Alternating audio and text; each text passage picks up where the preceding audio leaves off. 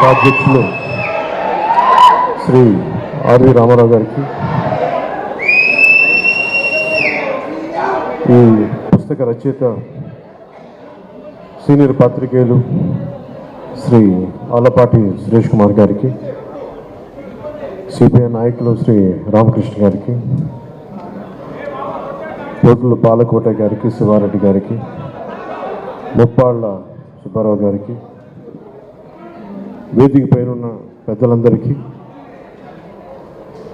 Telugu Desam party జాతీయ అధ్యక్షులు మాజీ ముఖ్యమంత్రి శ్రీ నారా చంద్రబాబు నాయుడు గారికి, ఈ సమావేశానికి వచ్చిన తెలుగుదేశం నాయకులకి, పెద్దలకి, మహిళలకి, అమరావతి రాజధాని ఉద్యమంలో పాల్గొన్న ఆడపడుచులందరికీ, నాయకులందరికీ పేరు పేరున హృదయపూర్వక ధన్యవాదాలు, హృదయపూర్వక నమస్కారాలు. కొద్ది కాలం క్రితం విధ్వంసం రచయిత శ్రీ ఆలపాటి సురేష్ కుమార్ గారు ఈ పుస్తకం నాకు పంపినప్పుడు కొంత మొత్తం చదవలేదు, కానీ ఒక 40 నుంచి 50 పేజీలు చదవడం జరిగింది. ఇందాక ఆయన చెప్తున్నట్టుగా ఒక రచయిత ఏ ప్రయోజనాలను ఆశించి రాశారు, ఎవరి పక్షాన్ని నిలబడి రాశారు అని నాకు ఆయన ఇప్పుడు చెప్తుంటే నాకు అర్థమైంది, కానీ చదువుతుంటే నాకు ఒకటే అనిపించింది, ప్రజల పక్షాన్ని వహించి రాశారు ఈ పుస్తకం. చదివిన మొట్టమొదటి పేజీలోనే నాకు అర్థమైంది, ఈయన ఎవరి పక్షం తీసుకోలేదు. ఒక సాక్షిభూతంగా జరిగిన సందర్భాన్ని జరిగినట్టు ఎలాంటి భావోద్వేగాలకి లోను కాకుండా, ఎలాంటి పక్షపాతాలకి లోను కాకుండా, ఒక నిజమైన జర్నలిస్ట్ రిపోర్ట్ చేస్తే ఎలా ఉంటుందో ఈ విధ్వంసం పుస్తకం ఆలపాటి సురేష్ కుమార్ గారు అంత గొప్పగా రాశారు. సహజంగా కొన్నిసార్లు ఇంక్లూడింగ్ నేను చాలా కాలం క్రితం 90s ఎంజే అక్బర్ రాసిన రైట్ ఆఫ్టర్ రైట్ అనే పుస్తకం చదివినప్పుడు ఎంతో కొంత ఆయన ఒక చిన్న పక్షపాత ధోరణి కనిపించింది నాకు ఆ పుస్తకంలోనే. ఒక సంపూర్ణంగా ఎవరినైతే తిడుతున్నారో సంపూర్ణంగా ఒక హోలిస్టిక్, ఒక సమగ్రంగా లేదనిపించింది. సో ఇలాంటి సందర్భాలు నేను ఎన్నో చూశాను, చదివాను పుస్తకాల్లో. కానీ విధ్వంసం పుస్తకం చదువుతుంటే మటుకు అసలు ఆయన చాలా ఎక్కడా కూడా ఒక పక్షపాతి ధోరణి లేకుండా ఒక నిజమైన జర్నలిస్ట్ ఎలా రాస్తే సమాజానికి ఉపయోగపడుతుందో అంత గొప్పగా రాశారు ఈ పుస్తకాన్ని. ఈరోజు ప్రత్యేకించి పార్టీ కార్యక్రమాలు ఉన్నా, చాలా ఊర్లకి వెళ్ళాలనుకుని ప్రత్యేకమైన ఎక్కడికి వెళ్ళినా కానీ తిరిగి ఈరోజు ఈవినింగ్ 15వ తారీఖుకి తిరిగి రావాలని నిర్ణయం చేసుకొని చాలా బిజీ షెడ్యూల్ కూడా ఎందుకు వచ్చానంటే, నాకు ఆలపాటి సురేష్ కుమార్ గారి జర్నలిజం ఆయన మీద ఆయనకున్న కమిట్మెంట్, ఆయనకున్న గౌరవం నన్ను ఈ రోజున సభకు వచ్చేలా చేసింది. ఈ విధ్వంసం పుస్తకం ఇందులో చాలా భాగం ఏదో నేను ఒక అతిథిగా రాలేదు. ఈ పుస్తకంలో పేర్కొన్న పలు సంఘటనల్లో నేను కూడా సాక్షిగా ఉన్నాను. నేను కూడా ప్రత్యక్షంగా అనుభవించిన వాడిని, కొన్ని పరోక్షంగా చూసిన వాడిని. విధ్వంసంతో మొదలైంది ప్రభుత్వం, కూల్చివేతలతో మొదలైంది ప్రభుత్వం, ప్రజాస్వామ్య విలువల్ని తాకట్టు పెట్టింది ప్రభుత్వం. కూల్చివేతలతో మొదలైన ప్రభుత్వం కూలిపోతుంది. మొదటి నుంచి నేను ఇదే చెప్తాను. వైసీపీ వ్యతిరేక ఓటుని చీలనివ్వను అన్న ఒక్క వాక్యానికి ఎందుకు ఆ మాట అన్నాను అనడానికి ఈ పుస్తకమే నిదర్శనం. ఎందుకు ప్రతిపక్షాలన్నీ కలిసి రావాలి, ఓటు అనేది ఎందుకు చీలకూడదు, ఎందుకు ఆంధ్రప్రదేశ్కి చాలా అవసరం, విభజించబడ్డ ఉమ్మడి ఆంధ్రప్రదేశ్కి కలిసి అన్ని రాజకీయ పక్షాలు కలిసి ప్రజల పక్షాన్ని నిలబడాల్సిన సమయం ఆసన్నమైందని చెప్పడానికి, అర్థం చేసుకోవడానికి ఆలపాటి సురేష్ కుమార్ గారు చాలా ఊతమిచ్చారు ఈ వాక్యానికి. నేను చెప్పిన ఆ వైసీపీ వ్యతిరేక ఓటును చీలనివ్వనడానికి. ఇది మనస్ఫూర్తిగా సురేష్ కుమార్ గారికి చాలా అత్యంత అద్భుతంగా మీరు ఈ పుస్తకాన్ని మీ జర్నలిస్టిక్ విలువలతోటి దీన్ని రచన చేసినందుకు మనస్ఫూర్తిగా మీకు హృదయపూర్వక ధన్యవాదాలు తెలుపుకుంటా ఉన్నాను. ఎవరన్నా సరే నాకు చాలా బాధ కలిగింది, ఎలక్షన్లు అయిన వెంటనే ముందు కూల్చివేతలతో మొదలైతే అమరావతి రైతాంగం మీద, రైతుల మీద దాడి జరిగినప్పుడు నాకు ఒక్కొక్కళ్ళు మా జనసేన పార్టీ ఆఫీస్కి వచ్చి వాళ్ళ దెబ్బలు చూపిస్తూ ఉంటే గుండె కరిగిపోయింది, గుండె చెదిరిపోయింది ఆ బాధకి.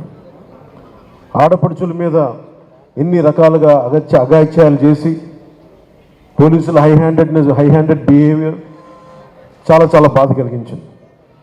ఈరోజు మన ఎన్నికలు వచ్చేసి మనం ధైర్యంగా ఉన్నాం, కానీ మీరు ఊహించుకోండి 2019 నుంచి ఈ రోజు దాకా ఒక సుదీర్ఘమైన కాలం, అది అసలు కాలం తెములుద్దా అనిపించేది. వీరి దాష్టీకానికి అసలు మనం తట్టుకోగలమా అనిపించేది. ఇలాంటి ప్రతి చోట ప్రతి ఒక్కరూ అనుభవించిన బాధని ఈయన ఇన్ని 700 పేజీలు పైచిలుకున్న ఈ పుస్తకంలో ప్రతి సంఘటనని చాలా అందంగా దీన్ని తీసుకొచ్చారు, ఉదాహరించారు. ఈ పుస్తకం భారతదేశానికే, ముఖ్యంగా ప్రతి పాలకులకు కూడా ఒక హెచ్చరిక లాంటిది. భవిష్యత్తులో మనం ఎలా ఉండకూడదని చెప్పడమే ఈ పుస్తకం తెలియజేస్తూ ఉంది. ఒక నిజమైన జర్నలిస్ట్, ప్రజాక్షేమాన్ని, ప్రజాస్వామ్యాన్ని ఆకాంక్షించే జర్నలిస్ట్ రాస్తే అది ఎంత బలంగా ఉంటుందో ఈ పుస్తకం చాలా అద్భుతంగా తెలియజేస్తుంది. ఇలాంటి పుస్తకం ఆలపాటి సురేష్ కుమార్ గారికి కూడా ఇది భవిష్యత్తులో దీన్ని ఒక టచ్ స్టోన్, ఒక గీట్రాయిలా తీసుకుంటారు. ప్రతి జనసేన అయితే ఖచ్చితంగా తీసుకుంటుంది. జనసేన తరఫున మాటిస్తా ఉన్నాను. ప్రజలకు ఎలాంటి ఇబ్బంది కలగకుండా ప్రజాక్షేమాన్ని కాంక్షించే ఒక వ్యవస్థలో భాగస్వామ్యం తీసుకొని ప్రజాస్వామ్యాన్ని బలోపేతం చేస్తామని మనస్ఫూర్తిగా మీ అందరికీ తెలియజేసుకుంటూ, నాకు ఇలాంటి అవకాశాన్ని ఇచ్చిన ఆలపాటి సురేష్ కుమార్ గారికి, అలాగే సభాధ్యక్షులు శ్రీ పివి రామారావు గారికి, ఆర్వి రామారావు గారికి ఒకే ఒక మాట చెప్పి కొన్ని 2 వాక్యాలు చెప్పి ముగిస్తాను. ముఖ్యమంత్రి జగన్ గారు మాట్లాడుతూ ఈరోజు కూడా నా దృష్టికి వచ్చింది, 33,000 మంది ఆడపిల్లలు వైసీపీ వాలంటీర్ల వల్లే అదృశ్యం అయిపోయారని నేను అన్నానంట. వారికి వివరణ ఇస్తున్నాను. నేను చెప్పింది మీరు డేటాబేస్ కలెక్ట్ మీ వాలంటీర్లు డేటాబేస్ కలెక్ట్ చేయటం వల్ల ఆ డేటా ఎక్కడో హైదరాబాద్లో ఉన్న ఒక కంపెనీకి వెళ్ళిపోయి ఆ కంపెనీ నుంచి లీక్ అది ఎటు వెళ్ళిపోయింది. అదే చెప్పాను తప్ప ఏ రోజు కూడా వాలంటీర్ వ్యవస్థ సంపూర్ణంగా వాళ్ళు చేశారని నేను ఎప్పుడు అనలేదు. వాలంటీర్ల మీద నాకు గౌరవం ఉంది, కానీ కొద్దిమంది వాలంటీర్లు చేసిన తప్పులకి వాలంటీర్ వ్యవస్థ మొత్తం చెడ్డ పేరు తీసుకొచ్చిందని చెప్పాను తప్ప వాలంటీర్ వ్యవస్థ ఏ రోజు కూడా మొత్తానికి చేసిన నేను ఏ రోజు చెప్పలేదు. ముఖ్యంగా వాలంటీర్స్గా పనిచేస్తున్న యువతకు ప్రత్యేకించి తెలియజేస్తాను, మీ భవిష్యత్తుకు కూడా మేమందరం అండగా నిలబడి ఉంటాం తెలియజేసుకుంటున్నాం. ఈ ఉద్దేశంలో ఈ క్రమంలో జగన్ గారు ఒక నిజమైతే చెప్పారు, 33,000 మంది ఆడపిల్లలు ఆంధ్రప్రదేశ్ నుంచి అదృశ్యం అయితే ఆయన అయితే చెప్పారు. ముందు నేను చెప్పినప్పుడు ఎవరు నమ్మలేదు. కేంద్ర హోంశాఖ సహాయ మంత్రి చెప్పిన తర్వాత ఇది బయటకు వచ్చింది, అప్పుడు అందరూ నమ్మారు. ఈ రోజుకి ఒక ప్రెస్ మీట్ పెట్టని వ్యక్తి నన్ను కానీ నాయకులు తెలుగుదేశం పార్టీ జాతీయ అధ్యక్షుడు ఆయన తిట్టడం తప్ప మా ఇద్దరిని తిట్టడం తప్ప అతనికి వేరే పని లేదు. అలాగే ఆర్వి రామారావు గారికి కూడా మీరు ఒకసారి జగన్కి మీరు క్లాస్ వారి గురించి ఒక చిన్న పాఠం తీసుకోవాలి. ఆయనకి ఇన్ని ఇసుక రీచ్లు ఉంటే అనేక సర్పంచ్లు కానీ ఎంపీటీసీలు కానీ ప్రతి మండల స్థాయి వ్యక్తులు చాలామందికి ఉపయోగపడే ఒక ఇసుక రీచ్ల్ని ఆయన ఒక కంపెనీకి దారాదత్తం చేసిన వ్యక్తి, ఒక కంపెనీకి దారాదత్తం చేసిన వ్యక్తి ఈ రోజున క్లాస్ వార్ గురించి మాట్లాడతాడు. ఎంటైర్ మైనింగ్ని కొద్దిమందికి అసలు దాదాపు ఈ పుస్తకంలో చెప్పిన 2,600 కోట్ల ఎంతో పైచీలకు అన్యాయం జరిగింది, ట్యాక్స్ రూపంలో రావాల్సింది కేవలం కొద్ది కంపెనీలకి కలెక్షన్ కంపెనీలు కట్టుబెట్టారని చెప్పిన ఇది కూడా ఉదాహరించారు మన సురేష్ కుమార్ గారు. ఇలాంటి కోకలు సో క్లాస్ వార్ గురించి ముఖ్యమంత్రి జగన్కి చాలా బలమైన పాఠం భవిష్యత్తులో తీసుకుంటాం. జగన్ మర్చిపోకు. ఏ అమరావతినైతే, ఏ ప్రజలనైతే, ఏ ఆంధ్రప్రదేశ్ ప్రజలనైతే మీరు హింసించారో, ఏ ప్రజలనైతే మీరు విధ్వంసానికి గురి చేశారో, జీవితాలని చిన్న భిన్నం చేశారో గుర్తుపెట్టుకోండి. జగన్ భవిష్యత్తుని మేము కాళ్ళ రాస్తాం, గుర్తుపెట్టుకోండి. జై జనసేన, జై హింద్.